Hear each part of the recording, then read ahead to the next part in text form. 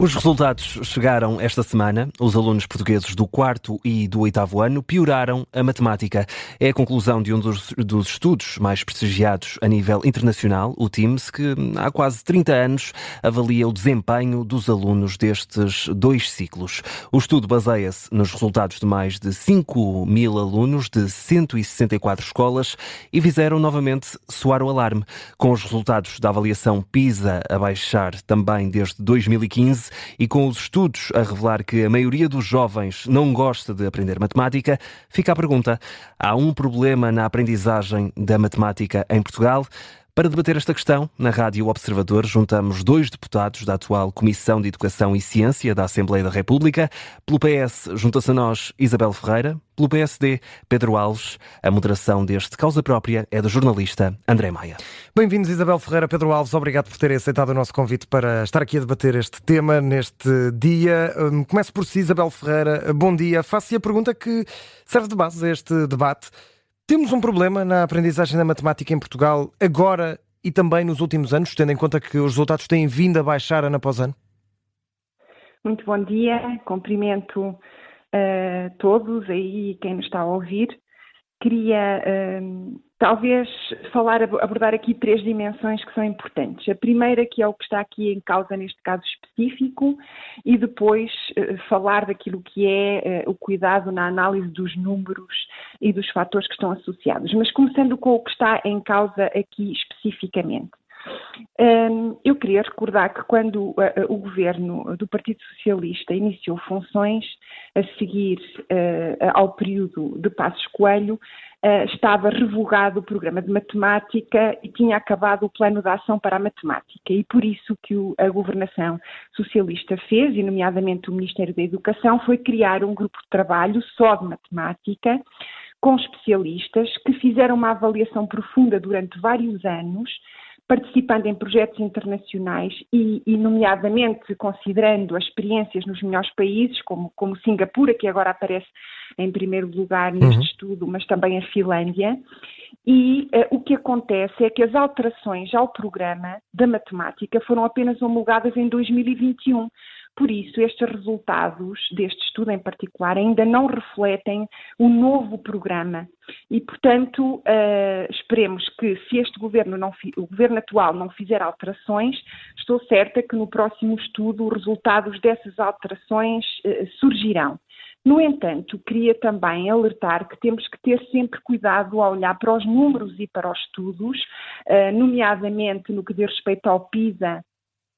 Neste caso em particular, apesar da diminuição, ficámos acima da média da OCDE, aliás, como neste estudo também agora a nível do 4º ano, e, nomeadamente, o nível mínimo de competência em matemática ficou acima da média da OCDE, o que significa que a maioria dos estudantes atingiu competências básicas, mesmo com a queda geral dos resultados. Naturalmente que isto exige uma análise profunda, é preciso cuidados com as comparações. Por exemplo, o estudo que foi apresentado esta semana diz que os resultados dos privados são melhores do que os públicos. Naturalmente, nós devemos fazer uma comparação entre os alunos do privado e, no público, os alunos que têm o mesmo perfil socioeconómico daqueles que estudam no privado. Mas, para além do contexto socioeconómico, há outros fatores importantes. Nós atravessamos uma pandemia. Aliás, o efeito da pandemia é nítido mais no estudo PISA do que neste estudo que foi apresentado esta semana. Mas, por exemplo, o trabalho que foi feito em Portugal com a redução do abandono escolar precoce, que diminuiu imensamente e é um contributo enorme para o Estado Social, aumenta naturalmente a diversidade de alunos que temos hoje.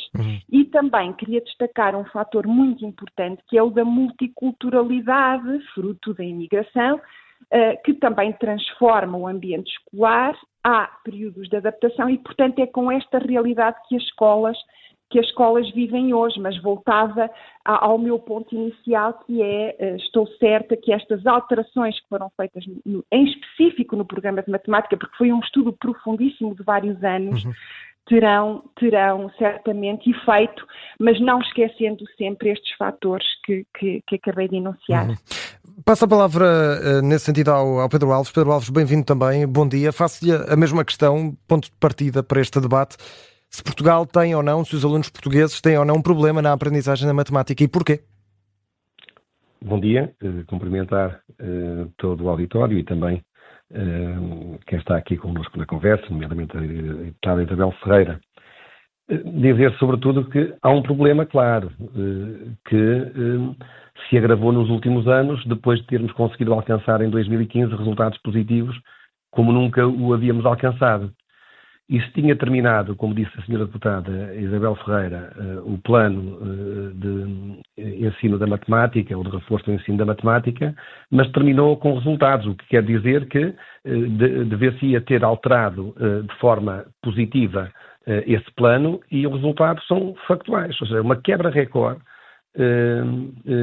uma perfeita catástrofe em relação àquilo que foram os indicadores desde 2015. O que quer dizer que a ação do governo do Partido Socialista durante estes 8 anos tem esta impressão digital e a responsabilidade é exclusiva de quem esteve em funções. Os factos indicam isso, porque querer comparar apenas os números dentro daquilo que é o nosso panorama nacional, entre o privado e o público, e também já lá podemos ir, a verdade é que esta comparação é internacional e aqui não há que escalpelizar os números de outra maneira. Nós piorámos estes resultados. Nunca houve uma quebra tão grande como durante este período. O que quer dizer que os planos que foram implementados e as políticas implementadas pelo governo do Partido Socialista não tiveram a eficácia que desejavam, nomeadamente ao nível do rigor, ao nível da exigência e ao nível da qualidade que se queria para a escola pública. Enche-se muitas vezes a boca com a escola pública de referência e que todos nós a defendemos, mas defender a escola pública com estes resultados e colocar os alunos portugueses em comparação com os internacionais com esses indicadores, quer dizer que as pessoas não foram capazes de cumprir com aquilo que é a sua obrigação. Para termos noção, a quebra, em relação àquilo que foi a quebra também que aconteceu a nível internacional, e aqui a comparação também com a pandemia, que passou por todos, é 150% superior. Isto que é revelador da incapacidade que o Estado teve de responder àquilo que eram as necessidades e as exigências numa época de maior dificuldade. Quer dizer que falharam também, já temos vindo a alertar, no plano de recuperação das aprendizagens. E por essa mesma razão é que, no imediato, este Governo, tendo em comparação aquilo que foram os resultados já de 2019 e de 2022 em relação a avaliações internacionais anteriores, introduziu aqui o plano Aprender Mais e agora com um conjunto de medidas que também poderemos calculizar lá mais para a frente. Mas a verdade é que não houve capacidade para conseguir manter o nível da exigência, do rigor e de crescimento, de melhoria dos resultados, nomeadamente ao nível da matemática. Quer dizer que estamos efetivamente com um problema e temos que olhar para ele de frente com realismo. Volto a dar a palavra a Isabel Ferreira. Isabel Ferreira, os resultados são desta semana, mas a verdade é que há vários indicadores que dão uma quebra nas aprendizagens da matemática também em anos passados. A Sociedade Portuguesa de Matemática identificou uma marca temporal para essa quebra. Disse ontem que os sucessos obtidos em 2015 no TIMSS e também no PISA foram resultado de um esforço de 15 anos de vários governos, mas que foram, e estou a citar, desfeitos nos últimos 8 anos. Esses 8 anos coincidem com os governos do Partido Socialista, de António Costa. Pergunto-lhe que interpretação política é que faz desta crítica da Sociedade Portuguesa de Matemática? Pois, eu não fui suficientemente clara, certamente, na minha explicação anterior, mas eu queria voltar a este ponto, porque é muito importante. Pese embora este assunto seja demasiado sério para o abordarmos deste ponto de vista exclusivamente político-partidário, não tem nenhum interesse, eu percebo a tentação até do Sr. Deputado Pedro Alves, mas não me parece a melhor abordagem. O que aconteceu foi que, como eu expliquei, os programas de matemática que estiveram em vigor durante grande parte da governação socialista foram implementados pela governação anterior, quando se acabou, como eu disse, com o plano da ação da matemática, quando se revogou o programa de matemática. Ora, o governo do Partido Socialista não fez alterações ao programa de forma precipitada, fez depois de um estudo profundo e, como eu estou a dizer, essa alteração no programa de matemática só surtirá efeito na próxima avaliação, porque as regras foram homologadas em 2021. Portanto, é preciso... Permitem-me perguntar, Isabel Ferreira, também para que os nossos ouvintes percebam, o governo de António Costa, o primeiro, começou em 2015. Porquê 6 anos depois só a implementação desse novo plano, se o anterior, pelo que disse, não era de feição?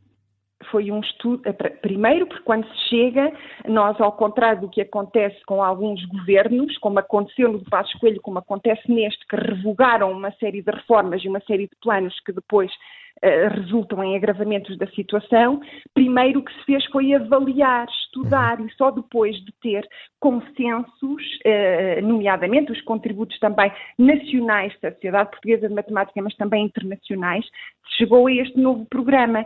Mas queria voltar aqui a um ponto importante quando dizemos e criticamos a escola pública.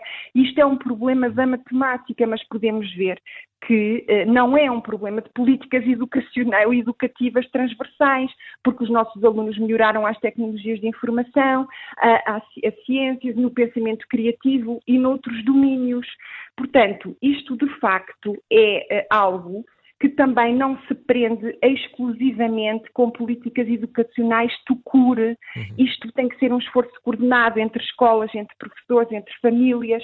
É preciso atuar precocemente a nível de intervenções precoces e reforço de competências básicas. É preciso apostar na formação e na capacitação de professores com novas metodologias e ferramentas e um ensino interativo, o currículo naturalmente também estar alinhado com as avaliações e também esta participação familiar e o apoio extracurricular. Aliás, há indicadores, nomeadamente no PISA, que nos dizem que o ambiente escolar e familiar é mais favorável no nosso país do que nos outros países. Isso também são conquistas, assim como a preparação ao ensino à distância foi melhor no nosso país e que diz claramente como conclusão a melhoria de infraestruturas e metodologias, nomeadamente do ensino digital, que continuam com lacunas e que é preciso resolver, mas os relatórios também dizem isto e, portanto, precisamos de olhar de forma global e transversal, naturalmente, fazer as alterações que é preciso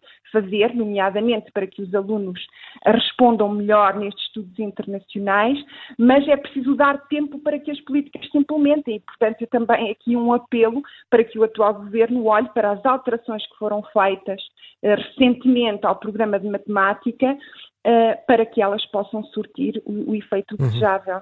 Pedro Alves, falámos aqui desta questão da Sociedade Portuguesa de Matemática. Pondo aqui de parte a crítica que foi feita em relação aos últimos anos, a Sociedade Portuguesa de Matemática diz que houve um esforço de 15 anos de vários governos, e aqui sublinha essa pluralidade que diz a Sociedade Portuguesa de Matemática. Houve vários governos, desde Partido Socialista até Partido Social Democrata, que em 15 anos conseguiram com um esforço levar a que os alunos portugueses tenham tido bons resultados no TIMSS e no PISA de 2015.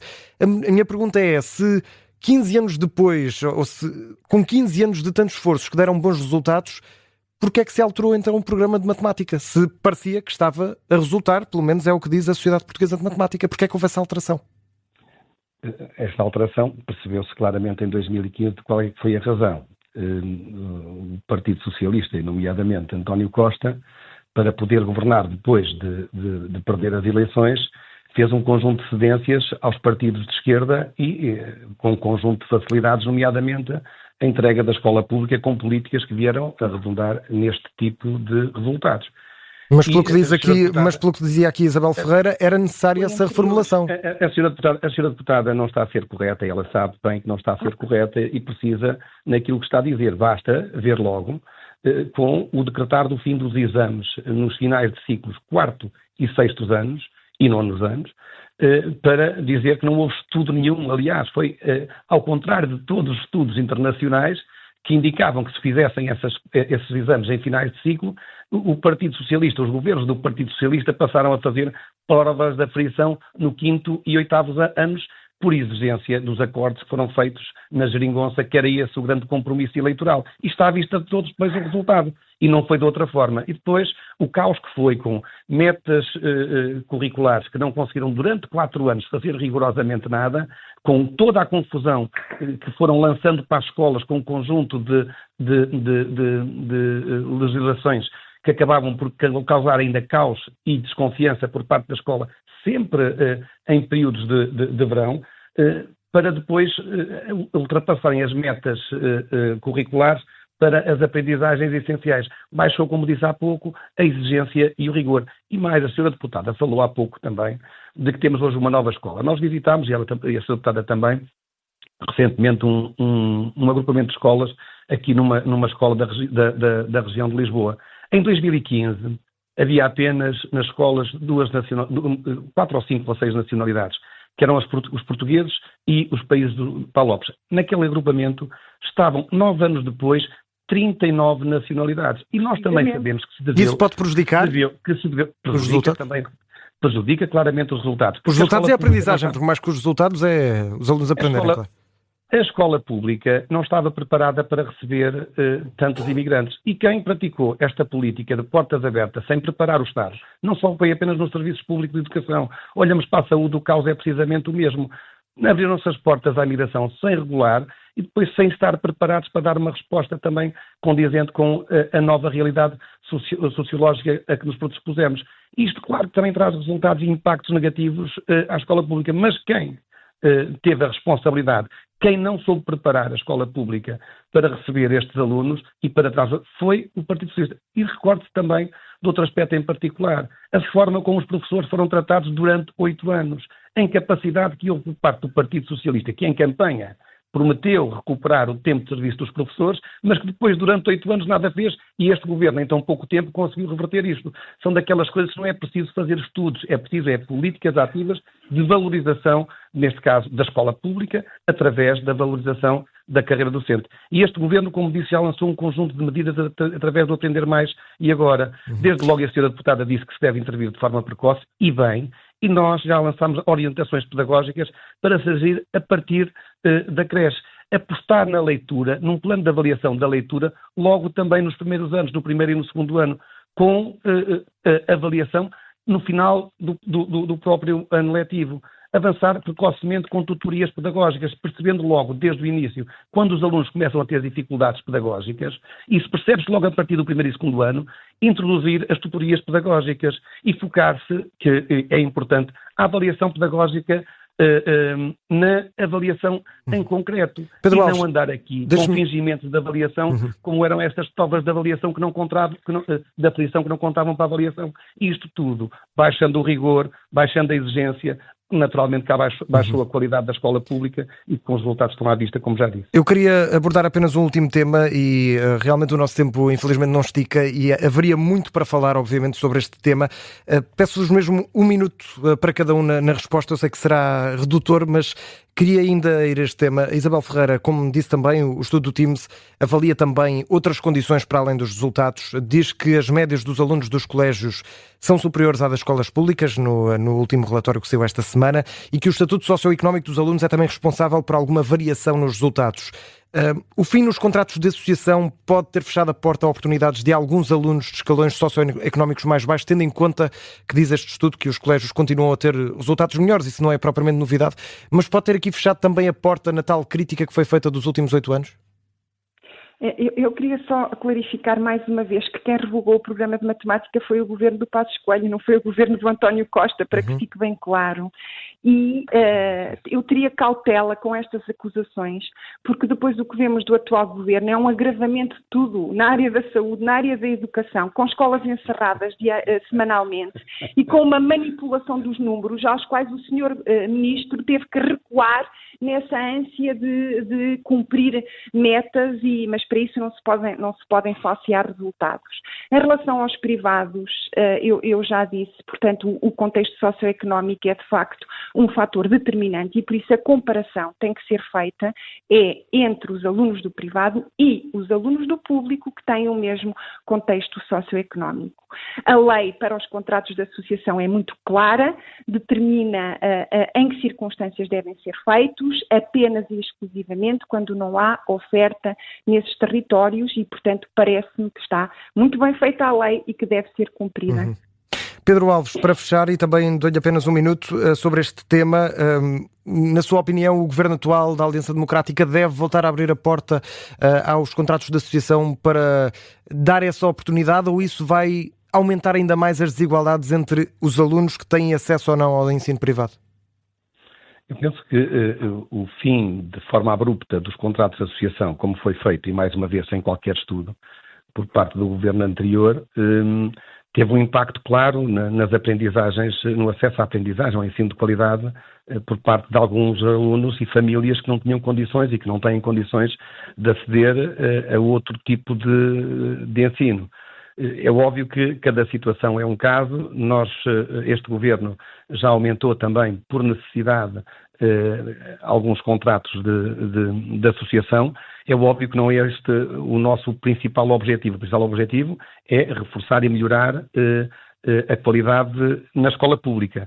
No entanto, preocupa-nos bastante que esta diferença se tenha vindo a alargar em termos de resultados, pela qualidade que possa não existir na escola pública e fruto de más políticas que durante estes 8 anos vieram a ser prosseguidas e que têm como resultado, e isto é factual, as avaliações internacionais. E disto ninguém pode fugir às suas responsabilidades. E os governos do Partido Socialista, os dirigentes do Partido Socialista, os governantes e, neste caso, os deputados do Partido Socialista em funções, não podem, e porque não é possível esconder os resultados que, em comparação com outros países, nos colocam numa situação muito difícil, e o governo cá estará então para inverter, como temos vindo a fazer, os resultados através de políticas e de reformas que nos permitam voltar a recuperar e posicionar-nos nos níveis, pelo menos, em que já estivemos até 2015. Pedro Alves. Muito bem, muito obrigado. Pedro Alves, Isabel Ferreira, agradeço a disponibilidade para ter estado connosco mais uma vez. Muito obrigado e até uma próxima. Obrigada, bom dia. Muito.